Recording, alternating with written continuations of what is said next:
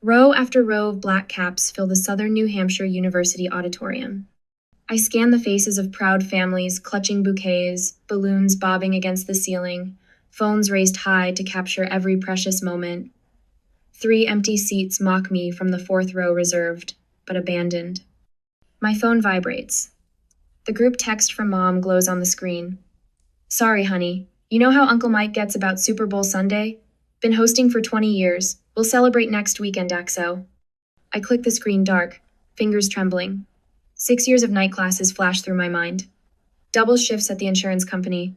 Dinner from vending machines. Every invitation declined because I had to study. Every holiday worked so someone else could be with their family. The reliable Toyota I sold to pay for my final semester. The health insurance I canceled to cover books. Lauren Elizabeth Summers. My row stands. The dean's voice echoes through the sound system as I walk toward the stage. My sensible heels click against the hardwood, the only pair I own, bought at Goodwill for interviews. The weight of my graduation gown feels heavier with each step. Bachelor of Business Administration, summa cum laude. The dean's smile is warm as she hands me my diploma. I force my lips to curve upward, but my eyes keep drifting to those empty seats. The paper in my hands represents thousands of hours of sacrifice. Endless nights hunched over textbooks while my family hosted neighborhood parties downstairs, telling me to study in my room because you're the one who wanted this degree so badly. My chest tightens as I return to my seat. The ceremony continues, but I barely register the remaining names. My phone buzzes again. Dad this time. We'll catch the next one. The next one. Like, I'm going to spend another 6 years earning another degree just so they can skip that graduation too. Just like they skipped my community college graduation 3 years ago. Car trouble, they said. But Facebook showed them at my brother Jack's Super Bowl party, Mom proudly displaying her 7-layer dip, Dad wearing his lucky jersey. The same brother who borrowed $3,000 for rent last year. I found out through his Instagram story him waving Super Bowl tickets, caption reading, "Sometimes you gotta treat yourself." The dean's closing remarks fade into background noise. All I can hear is the echo of conversations that should have warned me. Lauren, honey, you're so good with money. Your father just needs a little help with the mortgage. Come on, sis, what's family for if we can't help each other out? You're not using your savings for anything important right now anyway. The ceremony ends. Families flood the aisles, wrapping graduates in tearful embraces. I stand alone in my wrinkled gown, the February wind whipping through the open doors of the auditorium. My diploma case feels like ice in my hands. I dial Mom's number, stepping into the cold parking lot. My eyes blur as I listen to the ring, watching happy families stream past with armfuls of flowers. Oh, Lauren, how was it, sweetie? Mom's voice carries the artificial brightness she uses when she knows she's done something wrong. In the background, I hear the clinking of dishes, the rumble of crowd noise, the sportscaster's voice announcing the pre-game show. How was it? My voice cracks. How was walking across that stage knowing nobody who claims to love me bothered to show up? Now, honey, you know it's tradition. Uncle Mike's been hosting for 20 years. I spent 6 years earning this degree, Mom. 6 years. Don't be dramatic. The sympathy in her voice vanishes. It's just a piece of paper. You can show it to us next weekend. Dad's voice carries through the phone. Tell her we'll catch the next one. The next one. Like this moment could ever be recreated. Like 6 years of my life meant nothing more than a minor scheduling conflict. I stand in the February cold, tears freezing on my cheeks, and finally see the truth I've been avoiding. They never saw me. They only saw what I could do for them. The reliable daughter. The human ATM. The one who would sacrifice everything to keep them happy while they gave nothing in return. My fingers move across the phone screen, pulling up the airline app I downloaded months ago but never had the courage to use. A one-way ticket to Colorado appears. The Vail Mountain Lodge spa package I've dreamed about but always dismissed as selfish. One click. My first truly selfish act in years. The confirmation email arrives as I walk to my car, diploma clutched against my chest like a shield. Behind me, the last families exit the auditorium, their laughter and celebration fading into the winter air. Would you have forgiven your family for missing the biggest day of your life? I already know my answer. With these thoughts, I went home and started preparing for my upcoming trip. Now, a week later, the hot stones trace a path along my spine, each point of warmth melting 6 years of tension. My first real massage. A gift to myself that would have bought 3 textbooks last semester. My phone vibrates against the wooden table beside me. Again. The 13th time in 2 hours. Would you like me to put that in airplane mode for you? The masseuse's voice floats through lavender-scented air. Her hands never stop their gentle pressure. No, the word catches in my throat. I need to know. Need to know what fresh disaster my family creates while I hide in this mountain sanctuary. Need to see how they spin my disappearance. Need proof I made the right choice. The stones shift to my shoulders. My phone buzzes again. Tara's text breaks through the barrage of family messages. Check Facebook when you can. You need to see this. The massage ends too soon. I wrap myself in the plush robe provided by Vale Mountain Lodge, hands shaking as I unlock my phone. 3 voicemails, 14 texts. 1 email with the subject line, "Your mother is crying." I start with Mom's voicemail. "Lauren, honey, I hate to ask, but we're a little short this month. Just need $500 for groceries. You know how prices are these days." Dad's message follows. "Princess, remember that loan I mentioned? The bank needs a co-signer, nothing to worry about, just a formality, call me back." Jack's voice drips with familiar manipulation. "Sis, you'll never believe what happened. Lost my wallet at Uncle Mike's. Need to borrow some cash until payday. Don't tell Mom and Dad, okay?" My finger hovers over Tara's message. The robe suddenly feels too warm, too confining. I open Facebook. The first post punches the air from my lungs. Mom's perfect 7-layer dip arranged on Uncle Mike's coffee table. Another successful Super Bowl spread. 20 years of tradition. The timestamp matches my graduation ceremony. Jack's post follows. Put $5K on the Chiefs. Who's with me? Posted an hour after texting me about his lost wallet.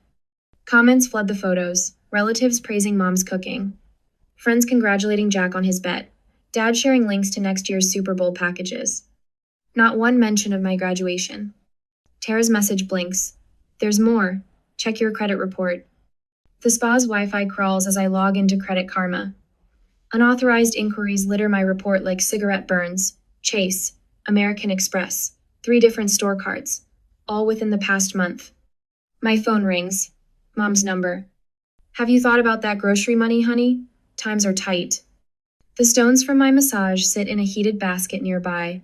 I imagine hurling them through the window, watching the perfect Colorado snow shatter like my illusions. "Lauren, are you there? Times aren't tight enough to skip betting on the Super Bowl, are they?" Silence crackles through the connection. Then, "Jack shouldn't have posted that. He's just excited." Stop. My voice sounds foreign, stretched tight across fury and grief. "I saw the pictures, Mom. While I walked across that stage alone, you were arranging dip on Uncle Mike's coffee table.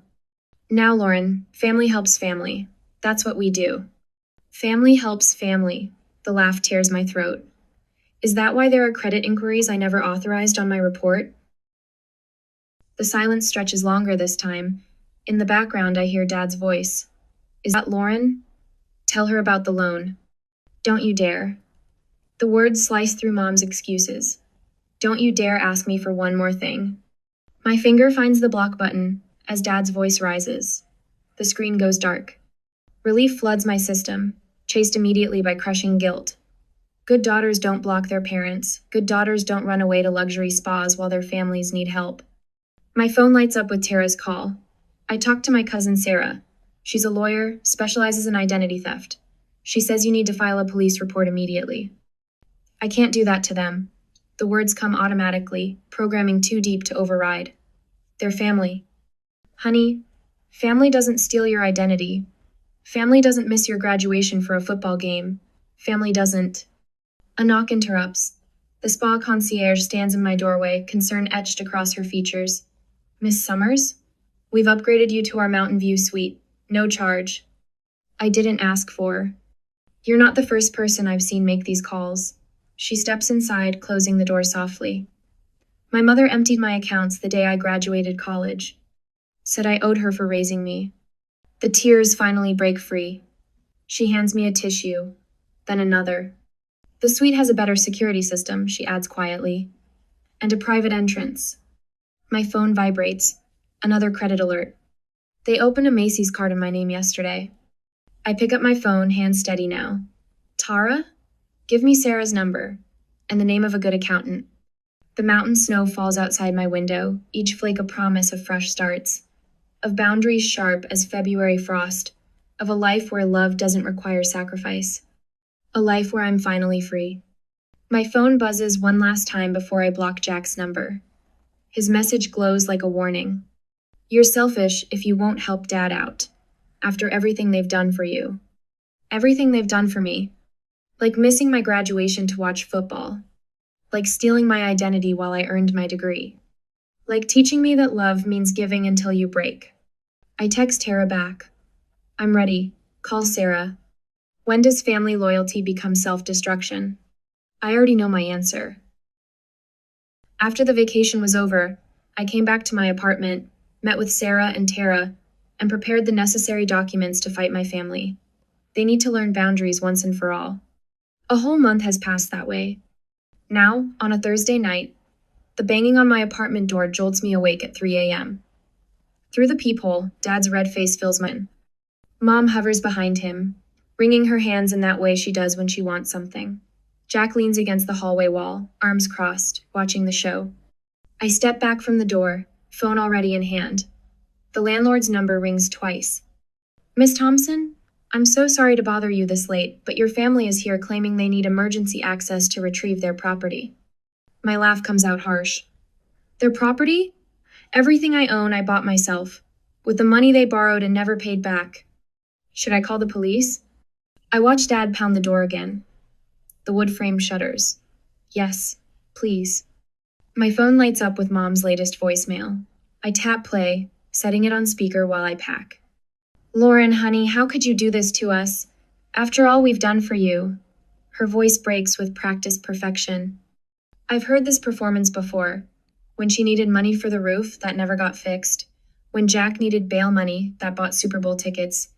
When Dad's business was struggling, while he gambled away his savings. The next message plays automatically. Dad's voice booms through the speaker. I'll tell everyone what kind of daughter you really are. Ungrateful, selfish. After we sacrificed everything. I delete the rest without listening. My hands shake as I dial the number Tara's lawyer cousin gave me. He picks up after 3 rings. Financial abuse documentation? The advisor's voice carries no judgment, just quiet competence. Bring everything you have. Bank statements, loan documents, any texts or emails showing patterns of manipulation. I entered my cabinet 2 minutes later. My filing cabinet yields 6 years of evidence. Every emergency loan, every guilt, inducing request, every promise of repayment broken. The stack grows higher on my kitchen table while red and blue lights flash through my window. The police arrive as Jack starts his performance. Sis, come on, open up. We're worried about you. Their voices fade as officers escort them away. I sink into my chair, surrounded by papers that tell the story of my family's betrayal in cold, hard numbers. But I won't give up. I rearrange the documents and put them into a bag. They are proof of what my family has done to me all these years. I was ready to meet my lawyer early in the morning. Morning brings clarity and steel into my spine. The lawyer's office smells of leather and authority. My documentation spreads across his mahogany desk like battle plans. Identity theft. He taps the credit report showing cards opened in my name. Unauthorized loans. Financial coercion. Each term lands like a hammer, nailing down the coffin of my family's manipulation. The email he helps me craft takes 10 minutes to write and a lifetime of courage to send. Any further contact will go through my attorney. Attempts to contact me directly will be documented as harassment. I expect silence. Instead, my laptop screen fills with their faces, a video call I shouldn't answer but do. One last time. Dad's mask slips instantly. You owe us. We raised you. Raised me? The words taste like vinegar. You raised me to be your personal bank, your safety net, your get-out-of-jail-free card. Jack's face reddens. You think you're better than us now, with your fancy degree and your... Better? No, just awake. Mom's tears start right on cue. When they don't work, her expression hardens. We're your family. Family helps family. Family doesn't steal identities. Family doesn't open credit cards in their daughter's name. Family shows up for graduation. The screen goes black. After the meeting, I went straight back to my office for further preparations. The same day, the atmosphere at my office feels different, safer. Messages of support flood my phone. Tara's flight confirmation to help me move. An offer of temporary housing in Portland from the spa retreat owner who witnessed my breakdown. The Portland job offer arrives that afternoon. 6 figures, signing bonus. A fresh start 3,000 miles away. My hands steady as I download the credit freeze forms. The cease and desist letter goes out certified mail. Each signature feels like breaking a chain. I stand at my office window, watching the sunlight paint the sky in colors of possibility. For the first time in my life, the weight of family obligation lifts from my shoulders. The air tastes different, lighter, sweeter. My phone buzzes. Unknown number. I silence it without checking. Next to me, on the desk, Portland contracts wait for my signature. Behind me, the wall calendar shows the end of March marked with red X's, counting down the days until my new life begins. The question echoes in my mind as I sign my name. How much is your peace of mind worth? Everything, it turns out, everything. 2 weeks later, I am moving out. The cardboard box scrapes against my apartment floor as I slide it toward the door. My entire life in Hartford fits into 12 boxes, each labeled in precise black Sharpie. The movers arrive in 20 minutes. My phone hasn't rung in 3 days, the longest silence from my family since I blocked their numbers. I touch the diploma hanging on my wall, tracing the gold embossing one last time before wrapping it in bubble wrap. The frame cost 2 weeks of grocery money, but seeing my achievement properly displayed instead of stuffed in a drawer helped me sleep at night. A knock at the door sends my heart racing until I hear Tara's voice. Lauren? You decent? She stands in the hallway holding 2 paper coffee cups, her silver hair swept into her signature messy bun. Brought you real coffee. None of that vending machine sludge you usually drink. You're a lifesaver. The rich aroma of French roast fills my nostrils as I take a sip. The movers come at 9. I know. Tara sets her cup down and surveys my apartment. You really did it. You're really leaving. Portland's waiting. The words still feel strange on my tongue. 2 weeks ago, I accepted the department manager position at Western Insurance's Oregon office, double my current salary. Full benefits. A signing bonus that covered first and last month's rent on a downtown apartment. My phone buzzes. Another email from Dad's lawyer demanding a response to their reasonable request for family reconciliation. I delete it without reading. They hired a private investigator, Tara says, watching my face. Jackie from accounting saw him asking questions in the break room yesterday. A laugh bubbles up from my chest, surprising us both. Let them waste their money. By tonight I'll be gone. The movers arrive exactly on time. I watch them load my life into their truck, each box a brick in the wall I'm building between my past and future. My neighbor Mrs. Chen waves from her balcony. She thinks I'm moving for a promotion. She doesn't know about the cease and desist letter in my desk drawer, or the police report documenting years of financial abuse. My LinkedIn post about graduating despite family sabotage went viral last week. 300,000 views, thousands of comments from other survivors, job offers from across the country. Dad's gambling debts exposed in the comments when his bookie's wife recognized our story. Brother Jack's embezzlement from Uncle Mike's construction company revealed by a former employee.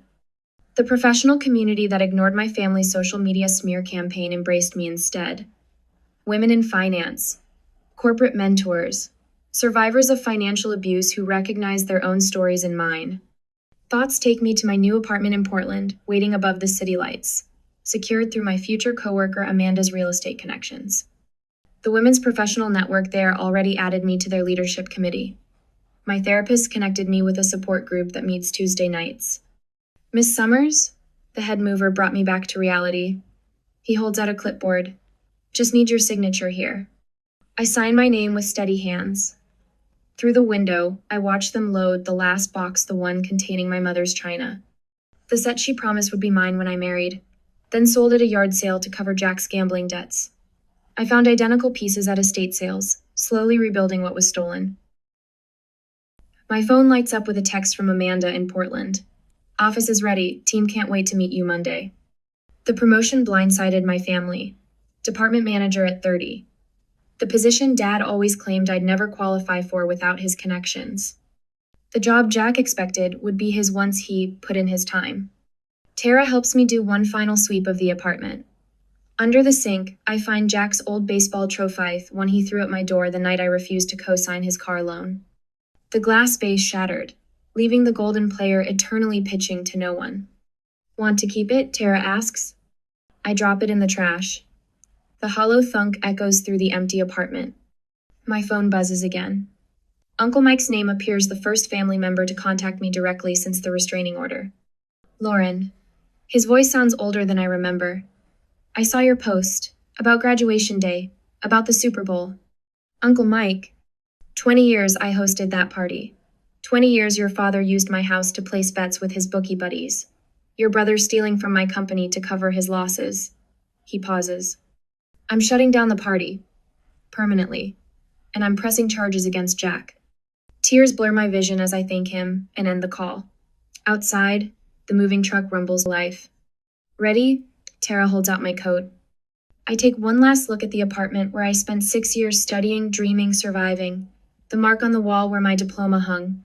The window where I watched so many sunrises, cramming for exams. I'm ready. The door clicks shut behind us.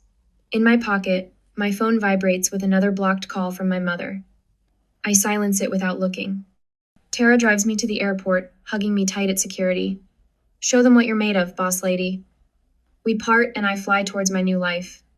6 hours later, I stand in my new apartment, watching Portland's lights twinkle through floor-to-ceiling windows. The moving truck arrives tomorrow. Tonight, I have only what fits in my suitcase me diploma, my laptop, and my future. My phone chimes with a calendar reminder. First therapy appointment next week.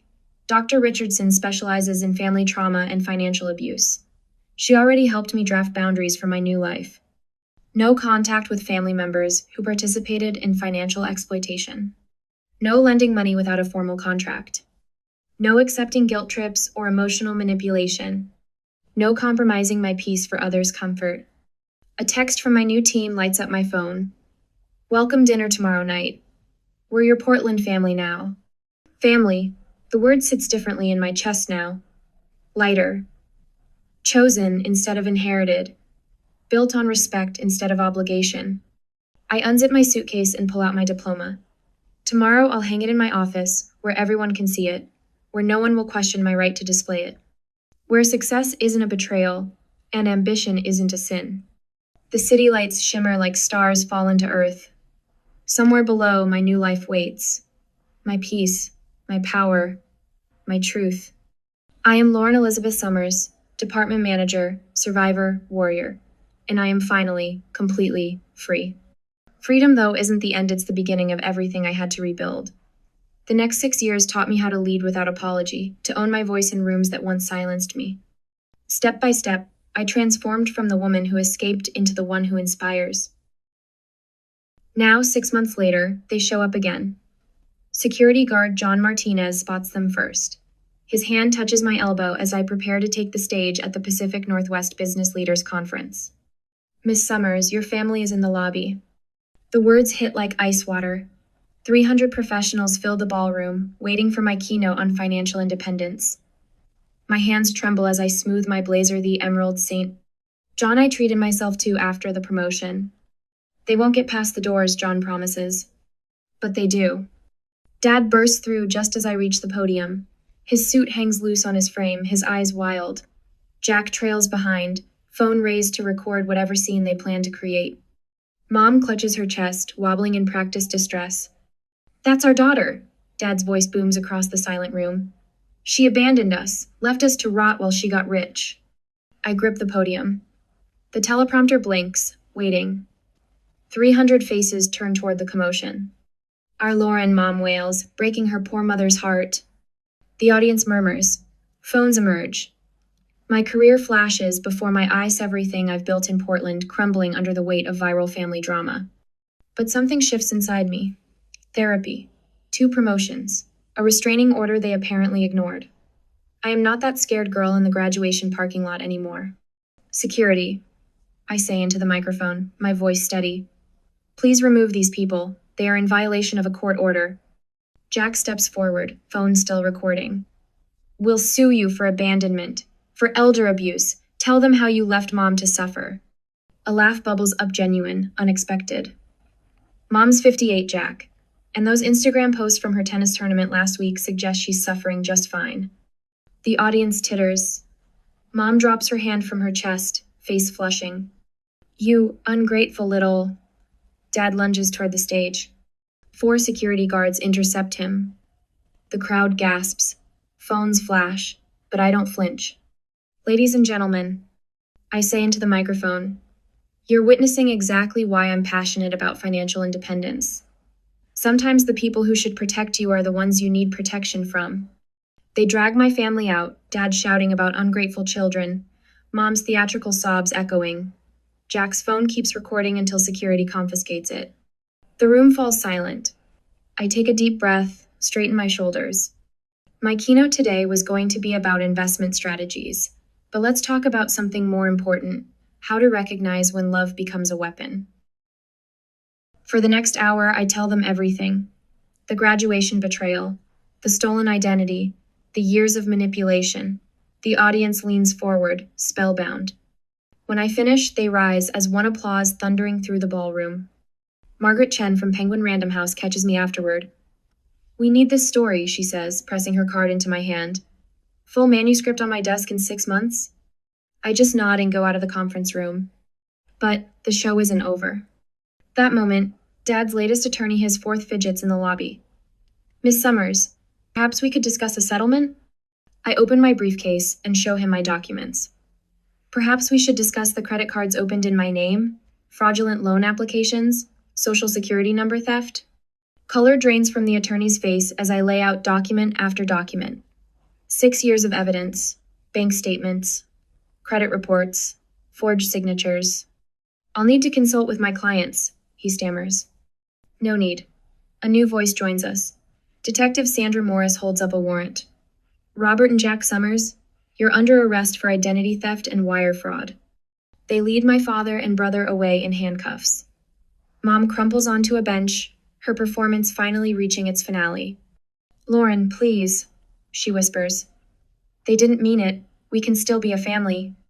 I study her face, the familiar lines, the manipulation behind her tears. For the first time, I feel nothing but pity. We stopped being a family the day you chose Super Bowl Sunday over my graduation. I just took time to accept it. My mother says nothing, follows them to the police while I go home to prepare for endless meetings and documents for the new clients. A whole week passes in a rash. However, the following Friday afternoon, I will meet my family in the courtroom. The judge will see you now, my lawyer announces. Inside the courtroom, justice arrives in black and white. The restraining order becomes permanent. Dad and Jack's charges multiply as evidence mounts. The judge's gavel echoes like freedom. Uncle Mike arrives as we exit the Super Bowl party host himself. His face is granite as he faces my mother. 20 years of hosting, he says, and you use my parties to cover up stealing from your own daughter? The family's done with you, Pat. All of us. Mom's mask cracks. Real tears now. But I don't stay to watch them fall. Outside, Portland's rain washes the courthouse steps. My phone buzzes with messages, colleagues offering support. Margaret checking on the book deal. Tara sending heart emojis. A text from Uncle Mike. Proud of you, kiddo. Wish I'd known sooner. I click the phone dark, remembering another rainy day, another phone full of excuses. The frightened girl in the graduation parking lot feels like a stranger now. The courthouse doors open behind me. Detective Morris emerges with evidence boxes. You okay? She asks.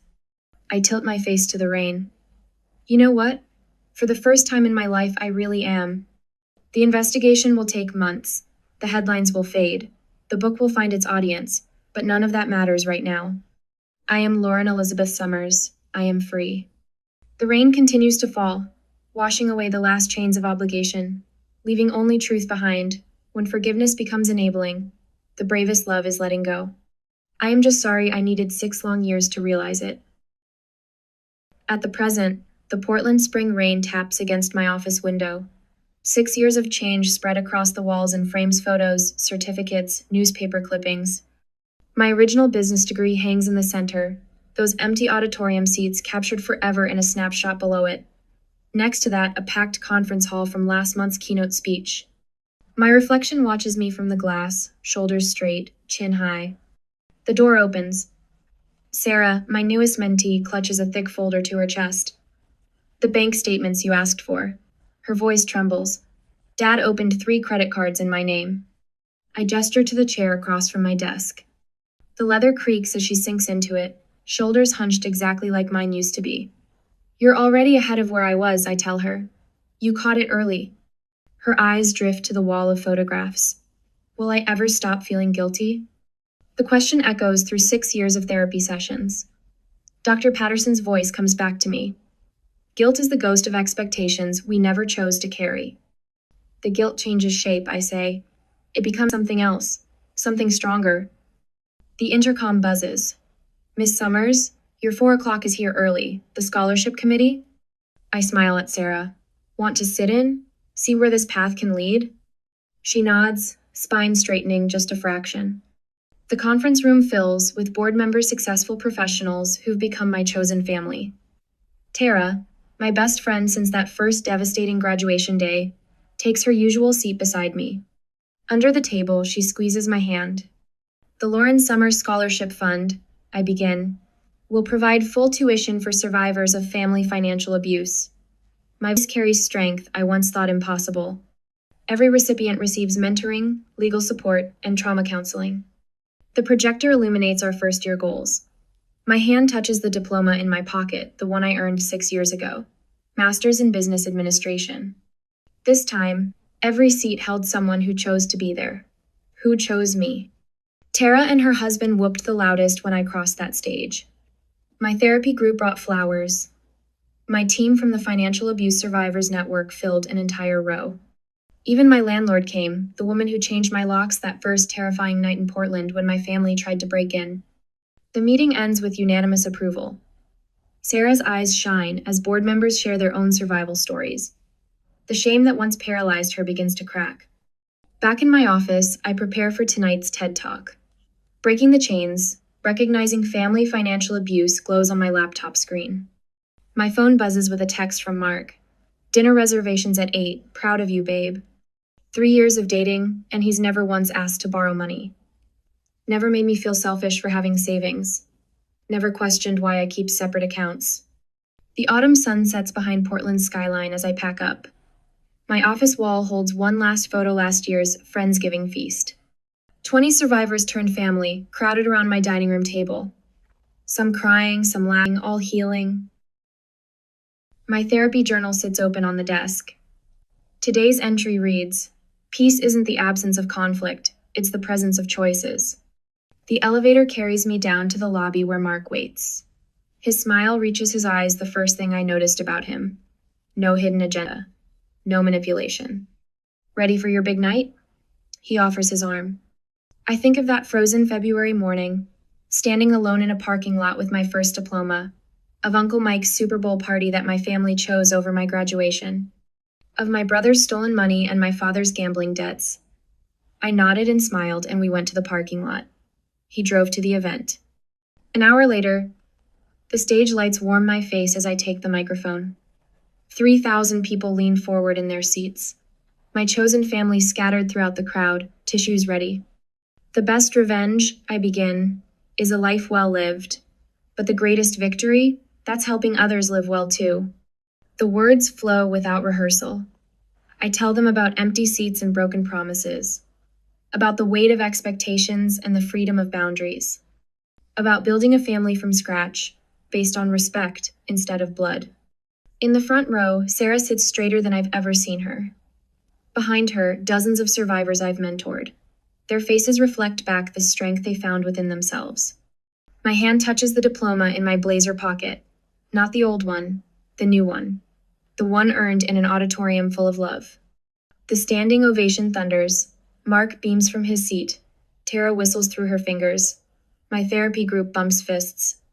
The next day, in my office, I adjust the frame holding both graduation photos. Empty seats beside full ones. Broken dreams beside realized ones. My reflection meets my eyes in the glass. The scared girl from that parking lot is gone. In her place stands a woman who finally understands. Sometimes the family you lose is the price of the family you find. I touch my original diploma one last time before heading home. Tomorrow brings another survivor through my door, another chance to turn pain into power. My phone lights up with a text from Sarah. Thank you for showing me what's possible. I smile, typing back 4 words that took me years to learn. You were always possible.